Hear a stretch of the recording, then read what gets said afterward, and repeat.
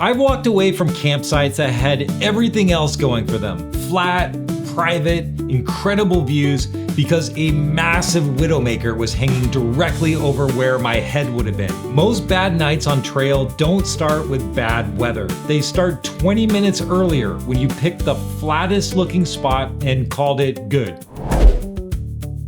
Here's what nobody tells you when you start backpacking. Picking a campsite is a skill, not just a formality. You spend months dialing in your pack weight, your layers, your food system, then you hike 8 miles, you're tired, the light's dropping, and you throw your tent on the first patch of dirt that's flat enough. That's not laziness, that's just how it happens to almost everyone early on, because nothing in the process tells you that this decision matters as much as it does. After over 300 nights on trail, the trips I remember as rough nights almost always trace back to this exact choice. Not to gear failure or weather I couldn't have predicted, your temperature, your sleep, whether water finds its way into your tent at 2 a.m., whether a soft breeze turns into a wind tunnel. None of that shows up in the moment that you're choosing your site. It shows up later when you're already committed and it's too late to move. Once that clicks,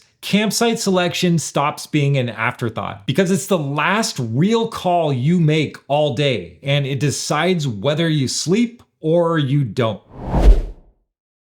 Finding a flat campsite isn't the only thing that matters, but people treat it like it is. What you actually want is flat and durable. Ground that won't turn into mud, won't hide roots under a thin layer of duff, and won't leave you sliding into your tent wall by midnight. So look before you commit. Clear the site with your hands or your boots, not just with your eyes. And check the slope in 2 directions, not 1. A site that looks level standing up can tilt just enough lying down that you spend the whole night slowly migrating towards the lowest corner. And here's a trick that actually works. Lay your pad down first, set your phone on top of it while using an angle measuring app like the Measure app for iPhone or the Bubble Level app for Android, and check the reading in a few different spots. It'll tell you the exact degree of the slope, and a couple degrees you'd never catch by eye is the difference between sleeping still and sliding into the wall by 2 a.m. Then there's the part that almost nobody checks. What's above you? Dead branches, leaning trees, anything with weight hanging over where your head will be. Widowmakers don't care how tired you are or how good the ground looks underneath them. This is the single easiest hazard to miss because you're scanning the dirt in front of you and not the canopy 40 feet up. Get in the habit of looking up before you look down. Durability matters too, especially somewhere like the Sierra, where delicate meadow ground can take years to recover from a single poorly placed tent. Established sites exist for a reason. Use them when they're there, and when you're setting up somewhere untouched, choose ground that can actually handle it, and follow leave no trace principles. Pick a dispersed campsite with the next person in mind, not just your own comfort for one night.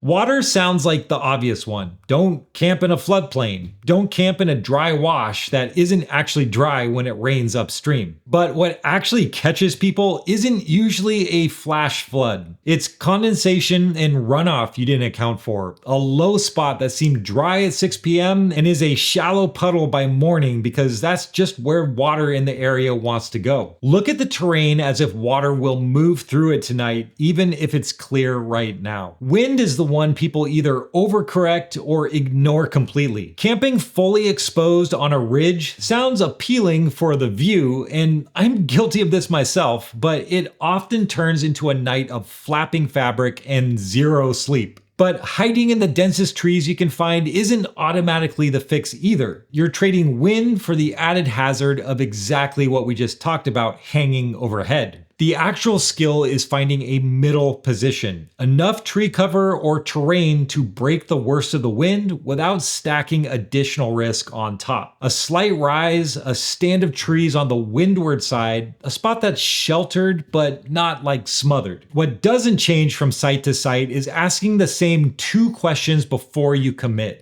Where does water go and where does the wind come from? Answer both and you've eliminated most of what actually ruins nights.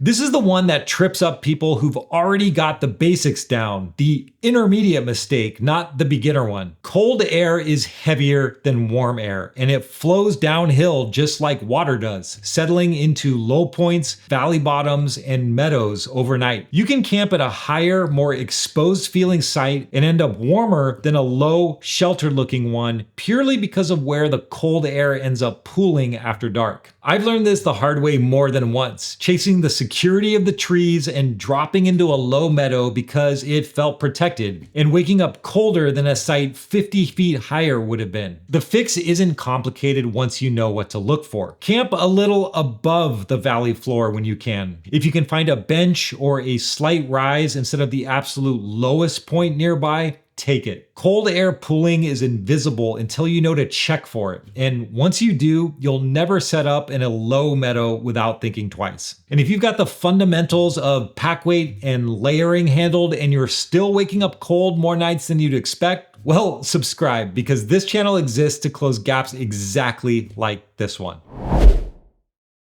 Now, none of this works if it takes you 45 minutes to evaluate a site. In practice, you're doing this fast, scanning the ground, the canopy, water paths, and elevation in the time it takes you to walk the perimeter maybe once. And sometimes the trade-offs can conflict. The flattest ground is the low spot where cold air pools. The best wind shelter is under the one tree with a dead limb that you don't love. There's rarely a perfect site, and continuing to search for one is how you lose daylight fast. What you're actually doing is ranking the risks, deciding what you can live with for one night versus what actually costs you sleep or safety. A slightly uneven campsite, you can fix that with a sleeping pad and some stubbornness. A widowmaker overhead, well, you can't fix that with anything. So learn which trade-offs are cosmetic and which ones aren't. After enough years and enough nights out, reading a campsite becomes almost automatic. You start seeing a clearing and immediately clocking the slope, the canopy, the drainage, almost without trying. It really just takes practice. So the next time you roll into camp with an hour of light left, give the site an actual look before you commit. Ground, canopy, water, wind, and where the cold air is going to end up sitting after dark. Skipping this is exactly why so many rough nights out there had nothing to do with the weather at all. They had everything to do with the 15 seconds nobody told you to slow down for. And if you want to know the mistake that's just as underrated, the one that turns a good site into a miserable night anyways, that video's linked right here.